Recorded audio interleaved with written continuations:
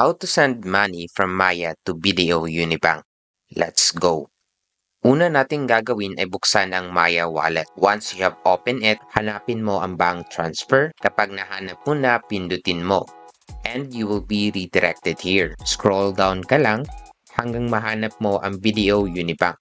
Kapag nahanap mo na, pindutin mo at mapupunta ka dito. Fill out mo lang ang needed bank information. If you need a guide, I will teach you. Sa amount, dito mo ilalagay kung magkano ipapadala mo na pera. Note, ang minimum amount na pwede send is 1 peso, habang ang maximum naman ay 50,000 pesos per transaction. Dito sa enter purpose, type mo lang kung ano reason mo sa pagpapadala ng pera. If hindi ka sure kung ano reason mo, you can copy my purpose, which is fund transfer, to make it easier for you. Under sa account details, enter mo lang ang account number ng pagpapadalhan mo ng pera. Account name naman ay ang pangalan ng bank account pagpapadalhan mo ng pera. Kapag nailagay mo na ang Video Unibank bank details ng pagsasandan mo ng pera, click mo continue at mapupunta ka sa confirm transaction, kung saan makikita mo na may admin fee si Maya na 15 pesos. Note, ang admin fee na 15 pesos ay fixed kahit anong amount isend mo basta within minimum at maximum amount na pwede ipadala. Kaya 1,015 pesos lahat makakaltas sa Maya wallet ko